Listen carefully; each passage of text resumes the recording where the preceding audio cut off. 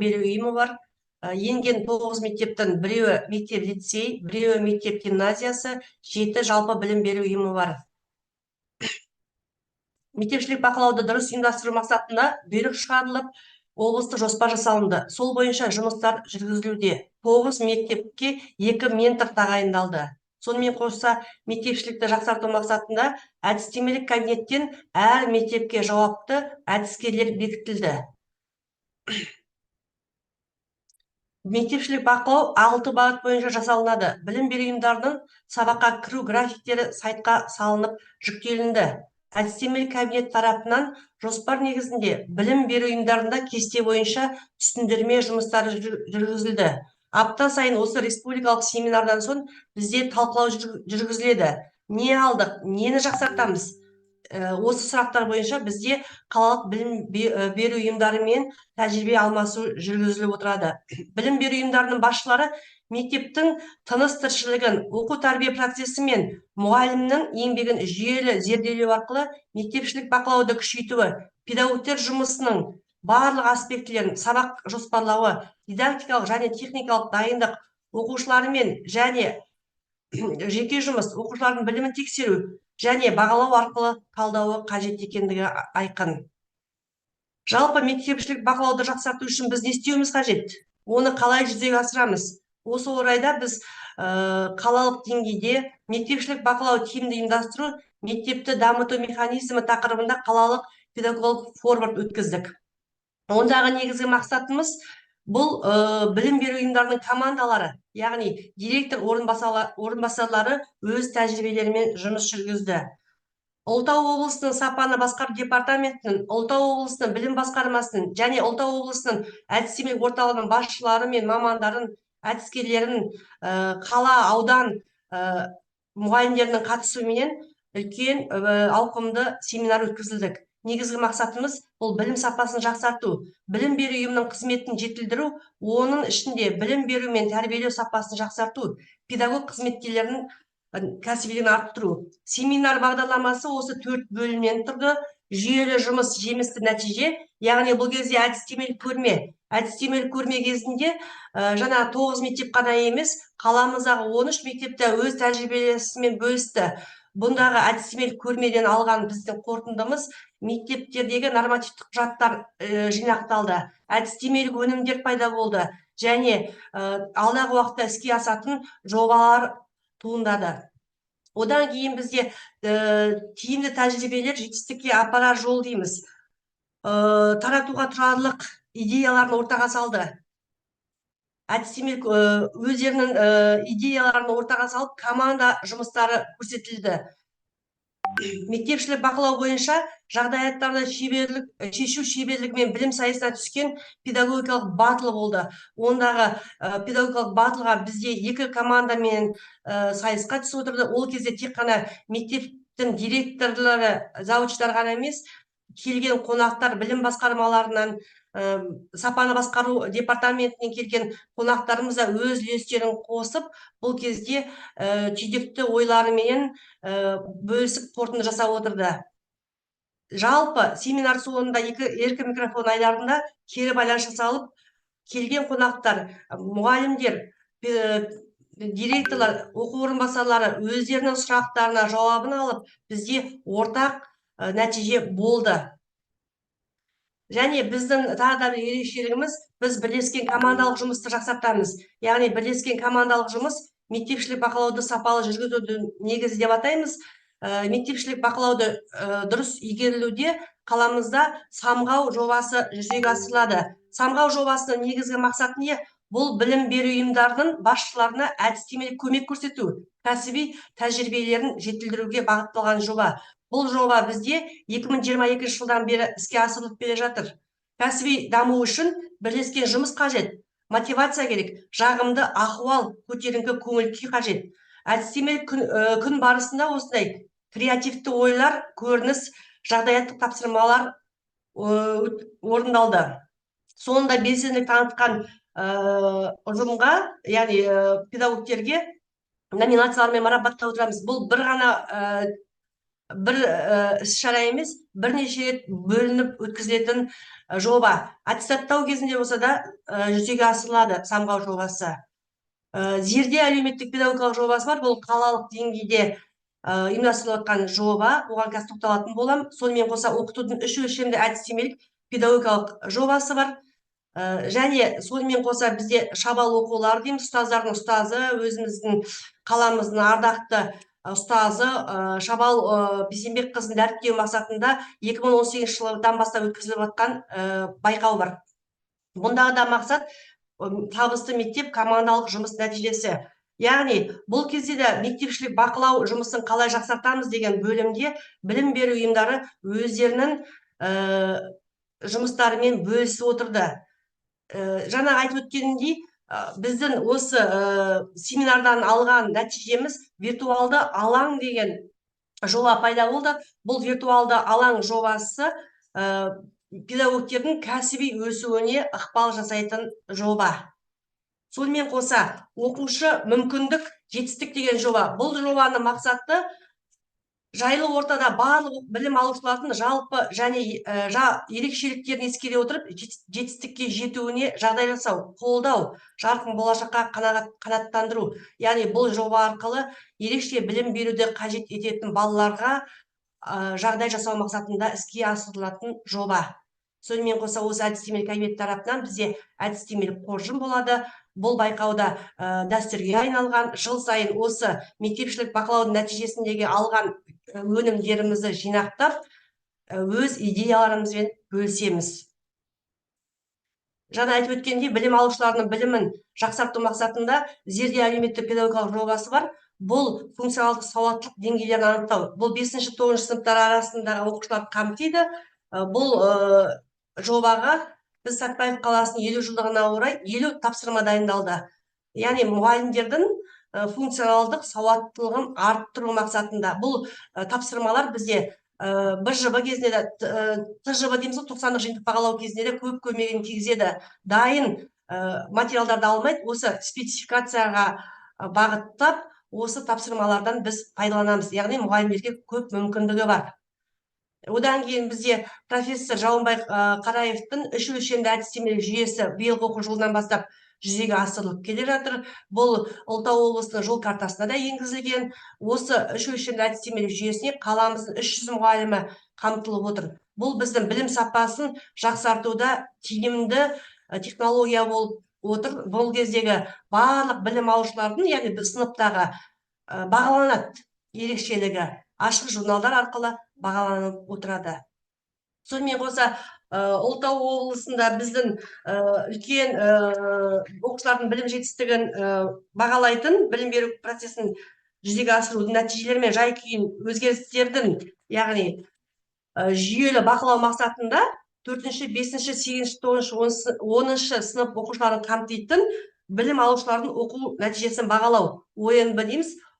Осындай жоба бар. Биылғы оқу жылында бізде осы облысымызда 87 мектеп болса, соның 44 мектебі осы нәтиже бойынша тест тапсырды, яғни білім сапасын көрсетті. Сол кезде Сәтбаев қаласынан бізде оқу сауаттылығы бойынша өздеріңіз көріп отырсыздар, 4-ші сыныптан алған нәтиже бойынша 54%, жаратылыстану пәні бойынша 48%, математикалық сауаттылығынан 51% алынып отыр.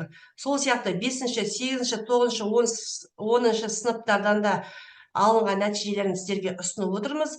Бұл оқу нәтижесінің бағалаудың, яғни сыртқы бағалаудың бір тиімділігі мектептердегі өз ішкі бағалауымен астасып жатыр. Сыртқы бағалау нәтижесінде үлгерімі төмен оқушылармен қосымша жұмыстар жүргізілуде.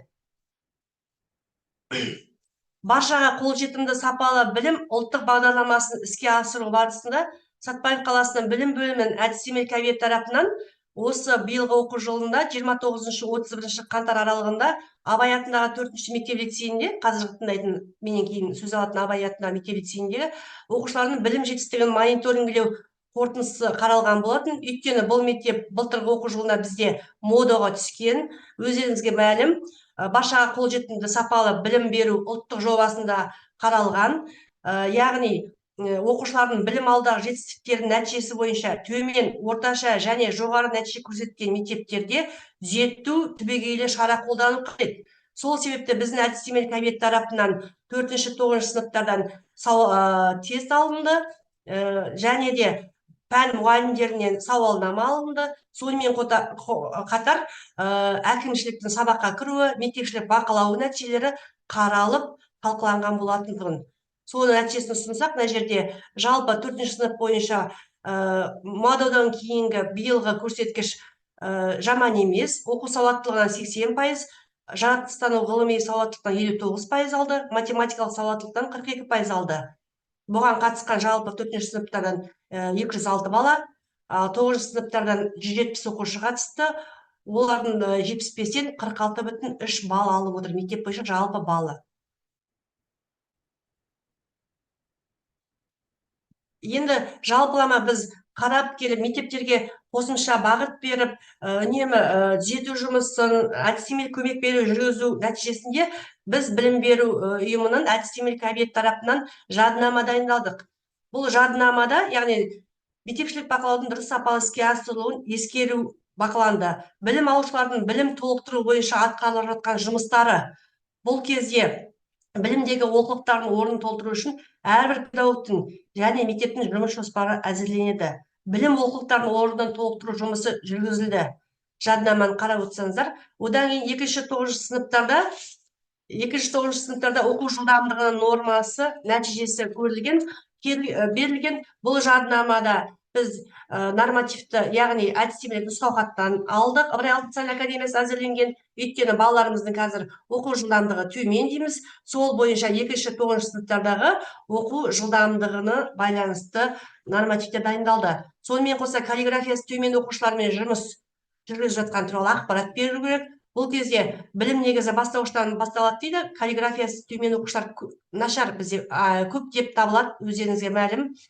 Одан кейін функциялық сауаттылық бойынша жұмыс оқу жоспарының вариативтік бөлігінде бағдарламалардың қамтылуы. Яғни бұл бойынша өте жақсы жазылған бағдарламаларды қала көлемінде тәжірибе тарату, яғни сараптамалық кеңестен өткізіп, мұғалімдерді алға қарай жылжыту.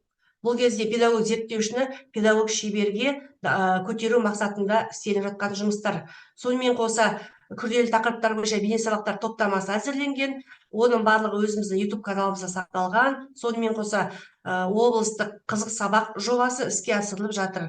Сондай-ақ олимпиада мектебі, бұл инновациялық мектептерде олимпийская школа дейміз, олимпиада мектептері бар. Яғни дарынды балалардың дерек қорларын молайту, көбейту мақсатында. Жаңа айтып өттім мен сіздерге, бізде балалардың каллиграфиясы төмен деп, сол себепті осы ақпан айында мен көркем жазамын деген каллиграфиялық байқау өткіздік. Мектепшілік кезеңде қатысы өте жоғары болды. Балалардың қызығушылығы деген керемет. Осы нәтижесінде мектептерде үлгілі дәптерлер ілініп, бұл жақсы жұмыс жасалынды. Сонымен қоса екінші кезеңде қалалық деңгейде өткізілді. Бұл негізден көркем жазамын байқауы, бұл бір күндік іс-шара болып қалмайды. Бұл 90 жылдың соңына шейін болатын дүние. Бұл әрі жалғасын табады. Өйткені бұда байқағанымыз бастауыш сынып оқушыларының қызығушылығы артты, даже ата-аналардың да қызығушылығы туды. Сонымен қоса біз бұл кезде номинациялар бердік. Ең әдемі жазу, тиянақты жазу, көркем жазу деген сияқты номинациялармен марапаттап отырдық. Бұл біздің білім бөлімі тарапынан жүргізіліп отқан жұмыс. Енді сөз соңында айтарым, жалпы бізде жасаған кезде білім беру бөлімі тарапынан әдістемелік кабинет, біз әдістемелік көмек береміз ғой. Жалпы мектепшілік бақылауды қарап отырып, не түйдік, не бақыладық. Білім беру ұйымдарындағы әртүрлі бұйрық шығару кезіндегі жалпы бұйрықтың жобасын дұрыс құрмайтындығын байқадық та, біз бұйрықтың үлгісін дайындадық. Яғни бұл бұйрықта мысалы 23-30 қараша аралығында 1-4 сынып оқушыларындағы тиімді оқу дағдыларының деңгейін анықтау мақсатында фронтальды бақылау жүргізілсін. Яғни қандай бақылау жүргізіледі? Соны анықтап, нақтылап, және бұл тақтада көрініп тұру керек, мектептің мұғалімдеріне көрініп тұру керек, қолжетімді болу керек, ашық түрде болу үшін осындай бұйрықтың үлгісі. Яғни оған кім қатысады, кім сабақты бақылайды, комиссия құрамында, яғни зерделейтін кімдер болады, оның соңында қай педагогикалық кеңесте қарала ма, әдістемелік кеңесте қарала ма, бұл соның барлығы осы бұйрықта көрініп тұрады. Сонымен қоса бұйрық шығарғаннан кейін әкімшіліктің жұмыс алгоритмі сабақта бақылағанда кімдер бақылайды? Мысалы, әртүрлі бақылаудың түрлері бар. Сол кезде кейбір бақылаулардың түрлерінде, мысалы, педагогтерді қамтимыз, тәжірибелі педагогтерді. Сол үшін мына жерде мен графигін сызып қойдым, үлгісін көрсетіп сіздерге. Мысалы, мына жерде бастауыш сынып мұғалімдердің сабағын бақылау болса, 3-4 сыныпта, мынау аты жөн деген мұғалімдердің аты жөні болады да, мынау көлденең тұрған фамилиялар, олар мектеп әкімшілігінің. Яғни бір мұғалімді бақылаған кезде, мысалы, біз біреуміз бақылаймыз да, екіншіміз бақылай алмай қаламыз ғой. Сондықтан объективті бақылау үшін мұғалімдерге жаңағыдай белгі қойып қойдық. Бір сабақта 3 әкімшілік бақылай ма, тәжірибелі педагог бақылай ма. Өйткені бұның барлығы анықтама жазу барысында керек дүние. Біз білім беру ұйымдарын зерделеу барысында қарағанымызда анықтама жазуда көп айырмашылықтарды байқадық. Яғни мысалы, мен әкімшілік мүшесімін, мен бақылаймын, келесі завуч бақылайды, барлығында ортағы жүйе болмаған тұстарды көрдік. Яғни анықтаманың барлығы сотталып келіп, ортақ бір анықтама шығу керек. Соны бақылай отырып, мынандай үлгі бердік. Яғни мектепшілік бақылау туралы анықтама бұл кездегі жазылу керек. Зерделеу мақсаты нені, кімді біз бақылаймыз, қай сыныпты бақылаймыз, не үшін бақылаймыз, одан кейін не аламыз басында, одан кейін барып жүйелеп келтіріп, қай мұғалімді қарадық, неше сабағына кірдік, ұсыныс бердік па, не істедік, мысалы, сол сыныпты бақылаған кезде сауалнама алынды ма, соның бәрі жүйелі қарау үшін анықтама үлгісі дайындалды. Енді жалпы әдістемелік комитет тарапынан атқарылып жатқан жұмыстар осындай дүниелер бар, жұмыстарымыз бар. Сабақтарға қатысу алдын ала дайындалған білім беру ұйымының басшысы бекіткен жоспар мен міндетті түрде ақпарат тақтасына орналастырылған кесте бойынша жүзеге асырылады. Қорытындылай айтсам, білім беру ұйымдарында мектепшілік бақылау ережеге негізделеді. Оның мақсаты мектептегі білім сапасын жақсарту, білім беру ұйымының қызметін жетілдіру, оның ішінде білім беру мен тәрбиелеу сапасын жақсарту, педагог қызметкерлердің кәсібилігін арттыру болып табылады. Білім беру ұйымдарында әдістемелік бірлестік жетекшілерінің, тәжірибелі педагогтердің шығармашылық топтарды жұмысқа тарта отырып, мектеп командасының әрбір субъектісінің жауапкершілік дәрежесін дұрыс бөлу маңызды. Әр мұғалім мен сынып жетекшісі өз жұмысының әлсіз жақтарын дербес анықтап, жағдайды өз құзыреті шегінде түзететін, өзі бақылау құралдарын әзірлеу басқарудың тиімді қадамы болады. Білім алушылардың дамуы үшін барлығымыз өз үлесімізді қосуымыз қажет. Жақсы қасиеттер бар. Мен айтқандай істе тұрғысынан емес, мен сияқты істе тұрғысынан берілуі қажет. Осы аталғандардың барлығының негізгі түпкі мақсаты ол білім сапасы болып табылады. Біз қойылған мақсатымызбен міндетімізге, нәтижемізге осылай жетеміз деген ойдамыз. Тыңдағандарыңызға көп рахмет.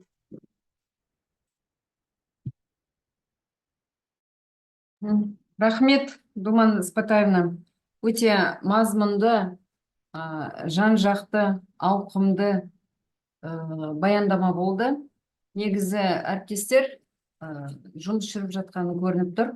Тек бұл баяндамада ғана емес, нақты спикердің өзі де осы жұмысты өзі атқарып жатқанында білінді. Өйткені ол жаңағы баяндама оқыған кезде осы жұмыстың бәріне өзі меңгеретіні анықталып отыр. Енді өте жақсы тәжірибе деп айтамын. Бұл тәжірибені ары қарай жалғастыру, міндетті түрде жалғастырыңыздар.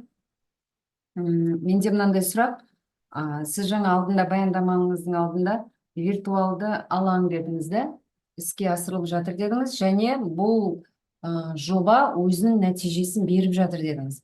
Енді бұл қандай жоба, қысқаша айтып өтсеңіз, қалай іске асырылады? Өйткені енді виртуалды... Сайтын алайын ба? Иә. Тұра берсін ба? Ала берсеңіз болады. Майра Тұрғынбайына, виртуалды алаң деген жоба бізде, жаңа айттым ғой, біз 30 қаңтар күні үлкен семинар өткізген болатынбыз. Енді мені мынау айтып жатқан дүниемнің барлығы шынайы атқарылып жатқан жұмыс. Өйткені мен де өзімде мектептен шыққанмын, білім беру ұйымында осы мектепшілік бақылаумен жұмыс жасаған, завуч болған 12 жыл. Сондықтан да бұл мектепшілік бақылау биыл ғана келіп тұрған дүние емес қой. Бұрыннан бар жұмыс. Сол үшін біз қаңтар айында өткізгенбіз осы семинарда.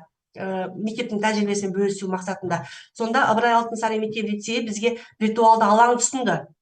Бұндағы мақсат педагогтердің педагогикалық және ғылыми әдістемелік деңгейін дамыту. Бұл кезде педагогтердің ақпараттық коммуникациялық білімін дамыту, педагогтердің еркін түрде тәжірибе алмасуы, яғни өзара әдістемелік көмек беру. Қазіргі кезде айтамыз ғой, ақпараттық заман дейміз ғой. Яғни педагог қызметін жетілдіру мақсатында іске асырылатын жоба. Мен осы қаңтар айында алған осы жобаны сіздерге ұсынып отырмын. Өйткені біз бұл жобаны қалалық деңгейде алуға мүмкіндік туды. Біз енді жобаны іске асырған кезде қиналамыз ғой көбінесе. Қандай жобаны іске асырсақ екен, не ойласақ екен, баланың, мұғалімнің дамуына қандай жұмыс жасасақ екен деген. Бұл виртуалды алаңның бір жақсы жері, қашықтықтан біз тәжірибе алмаса береміз. Жақсы, рахмет, молодец. Ары қарай жұмыстарыңызды жалғастырыңыздар. Әріптестер, міне әдіскер деген метод кабинеттің әдіскері осындай болу керек. Дұрыс, тем более мектепте жұмыс жасапсыз, барлығын біліп отырсыз, көрініп тұр. Мен сізді мысалы виртуалдық алаң демекшімін, бұл виртуалдық алаң байқалып тұр. Қанша шақырым неден тыңдап отырсақ та. Так, жұмыстарыңызды жалғастырыңыздар, әлде де сіздердің нелеріңізді, тәжірибелеріңізді тыңдаймын деп ойлаймын. Так, екінші сұрақ бойынша білім сапасы, мәселелер, қиындықтар және оны шешу жолдары. Ұлытау облысы, бүгін бізде Ұлытау облысы, Абай атындағы 4-ші мектеп-лицейі.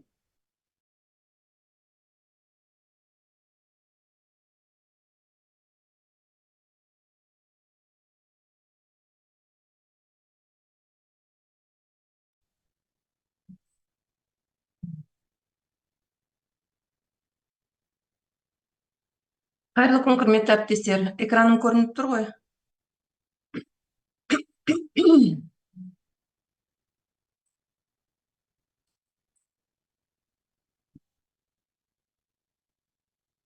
Экраным көрініп тұр ма?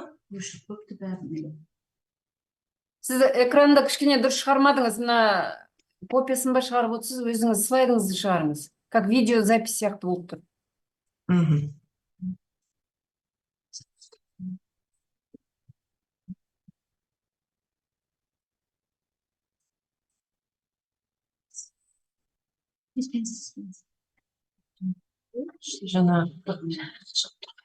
Во время репетиции вроде бы нормально было. Сейчас, минуточку. Так, я дұрыс болды. Енді F5 басыңыздағы жүргізе беріңіз.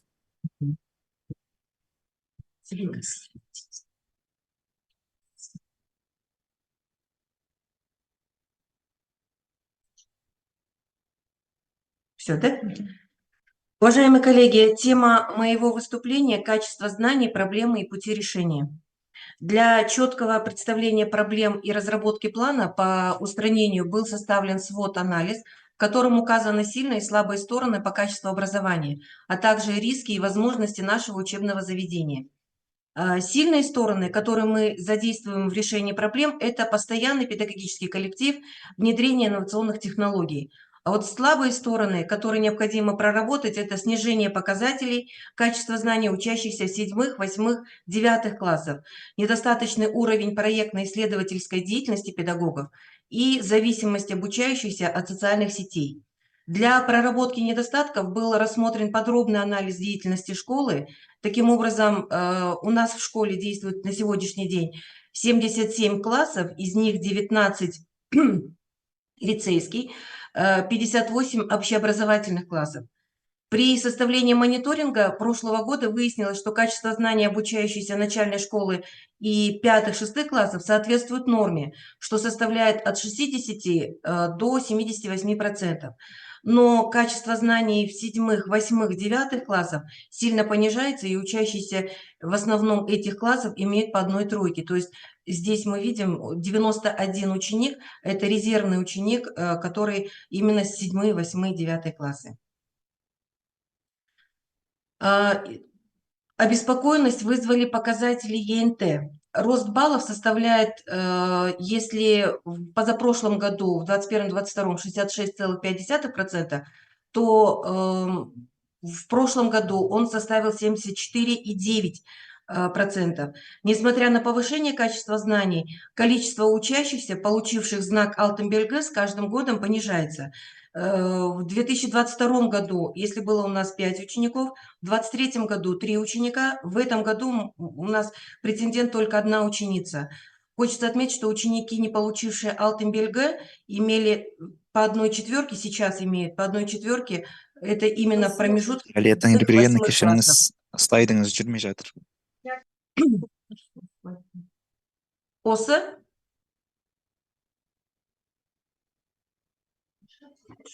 мына жерде качество Перезапустите знаний. демонстрацию, пожалуйста. Өшіріп қайтадан қойсаңызшы, өйткені бірінші слайдта тұр сіздің слайдыңыз.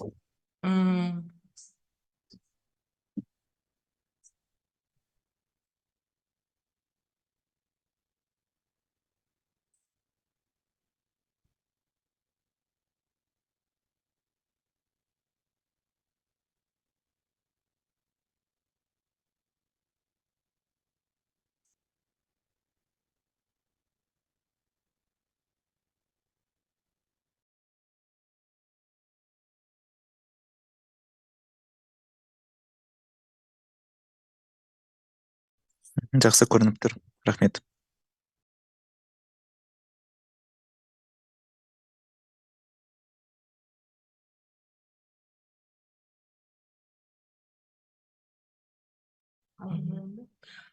Вот здесь мы видим, да, что Алтенберга у нас с каждым годом идет понижение.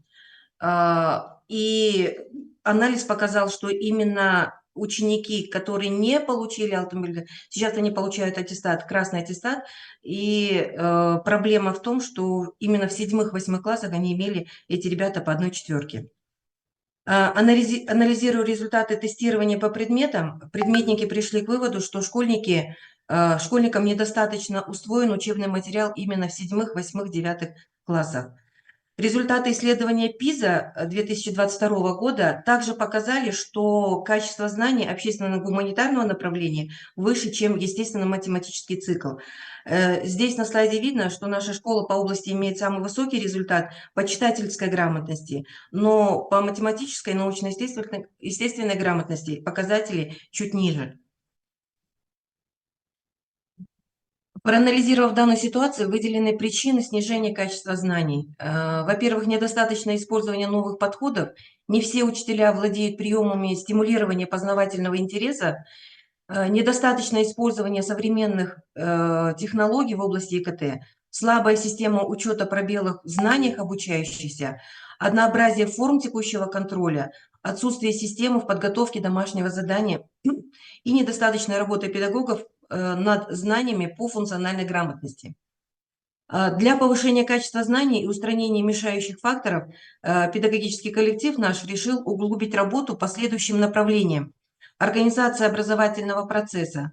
При реализации образовательного процесса в этом учебном году мы руководствуемся всеми основными нормативными документами, и Закон Республики Казахстан, и Концепция развития образования, Закон о статусе педагога, то есть все нормативно-правовые акты.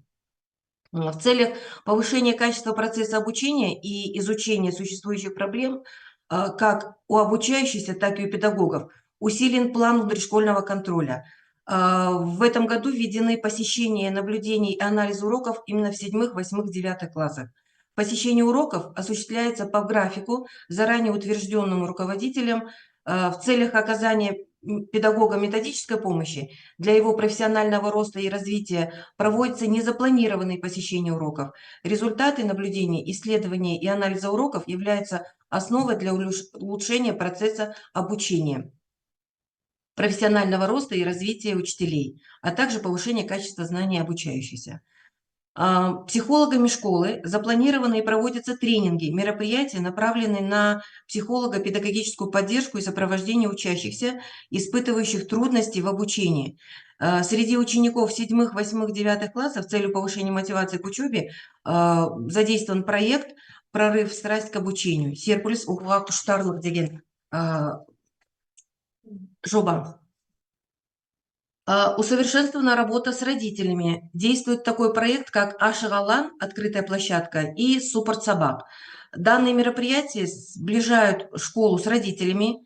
Неофициальная обстановка создает благоприятное сотрудничество, позволяет обеим сторонам углубить процесс знакомства, информацию об успеваемости детей по всем предметам и лучше узнать требования и методы работы учителей-предметников. Также созданы комфортные условия для лиц с особыми образовательными потребностями. Разработана программа «Аск-терапия», которая в январе этого учебного года на республиканском конкурсе педагогических идей заняла 1-е место. Данная программа предназначена для учащихся с 1 по 8 класс. Для повышения мотивации интереса к учебе через платформу Балимал, Балимкласс и Балимленд используются цифровые образовательные ресурсы. Также эти платформы и тестер KZ активно задействованы учителями, предметниками для выявления проблем по предмету, где ученики могут прорабатывать ошибки при решении задач по всем дисциплинам, оттачивать навыки. В данных тест-центрах имеются виртуальные лаборатории, где обучающимся можно работать совместно с учителями-предметниками. Именно в тест-центрах педагоги смогут качественно подготовить учащихся и к государственной итоговой аттестации, и к ЕНТ, к МАДО и к ПИЗа. На данный момент наша школа работает над системой мониторинга оценки качества знаний, которая включает следующие направления, как мониторинг оценки качества знаний, мониторинг инновационной деятельности, мониторинг качества управления школой, мониторинг развития педагогического коллектива, мониторинг социальной успешности выпускника, мониторинг качества реализации программ дополнительного образования, ну и, конечно, мониторинг материально-технической базы.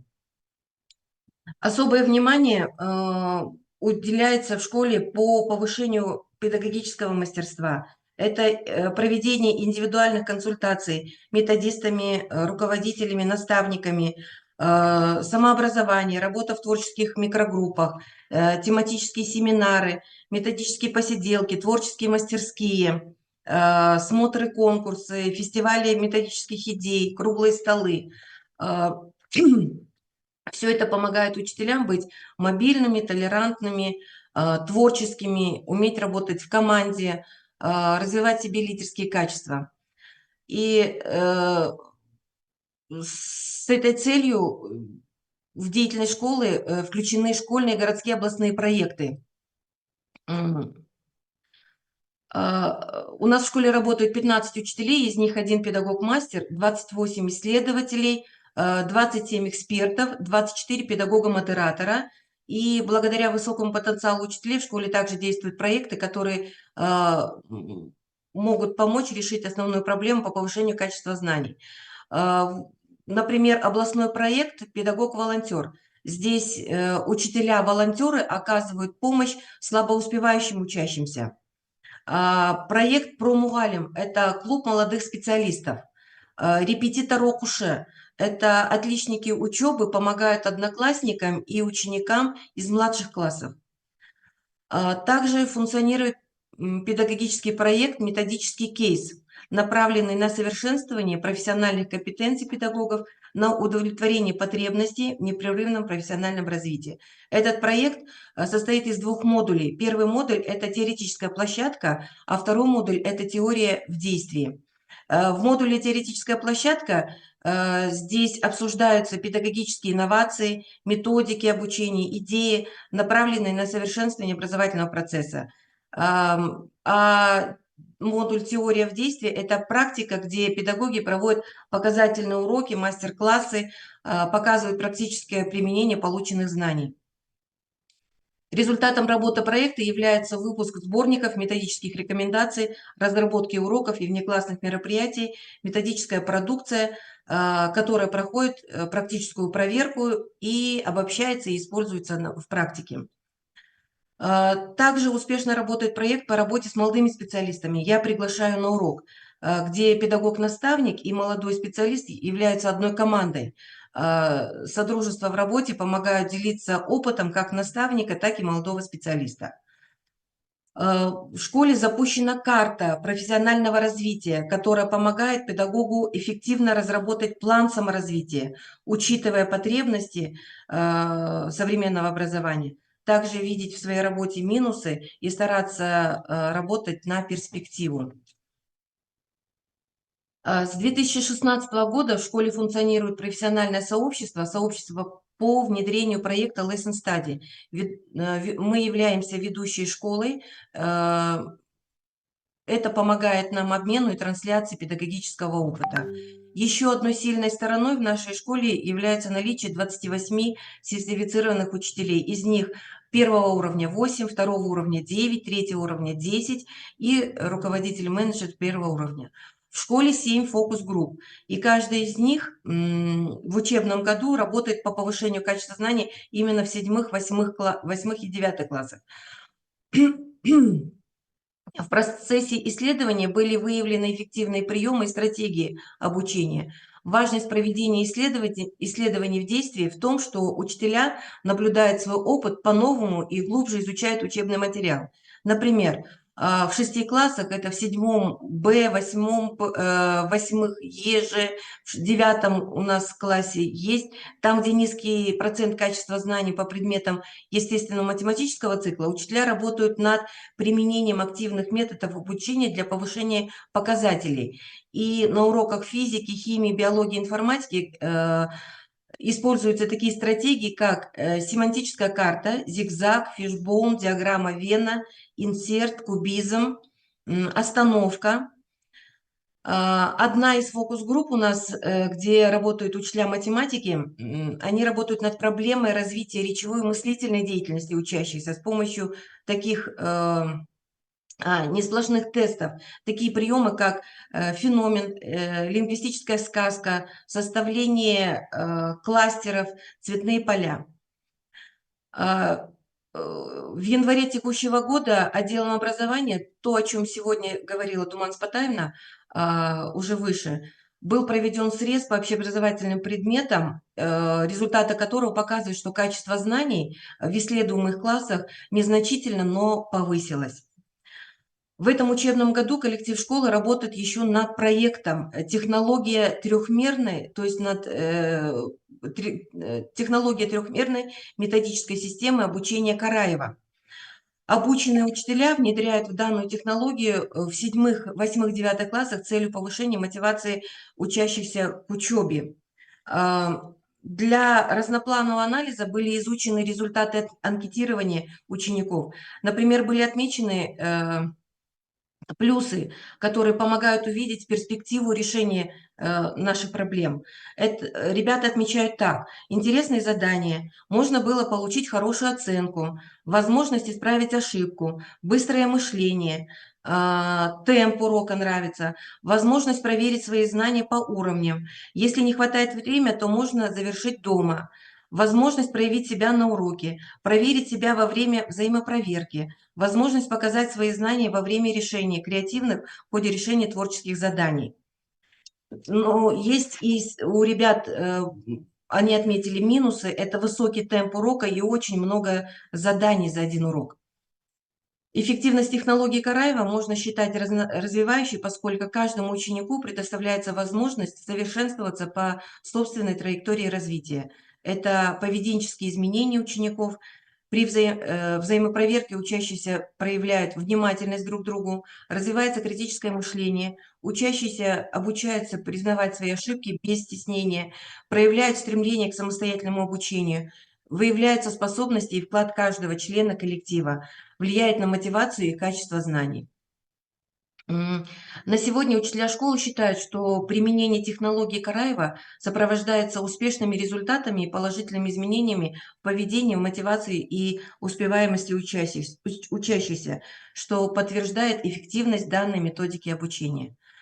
В завершении выступления хочу сказать, что применение разноуровневых развивающих заданий, методическая работа с учителями, с учениками, работа с родителями, психологическая служба поддержки сопровождается успешными результатами и положительными изменениями в поведении, мотивации и успеваемости детей, соответственно, и в повышении качества знаний.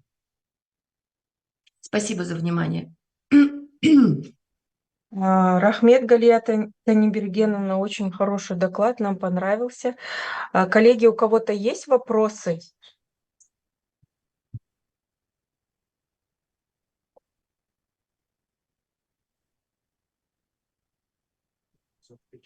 Коллеги, звук у вас подключен. У кого-то есть вопросы к докладчикам? Галията Нибергеновна, у вас очень интересные проекты в школе есть. Мы вот сейчас вашу презентацию просмотрели, вас послушали, и, возможно, даже мы вас еще повторно пригласим, чтобы вы нам более детально рассказали о проектах, которые вы в своей школе проводите. Наверное, это многим будет интересно. Может быть, кто-то даже ваш опыт возьмет для того, чтобы реализовать проекты в рамках своих школ. Спасибо большое за Спасибо, спасибо, будем очень рады. Саламатсыздар ма? Саламатсыздар ма? Сұрағым бар еді, ұсынысым бар еді.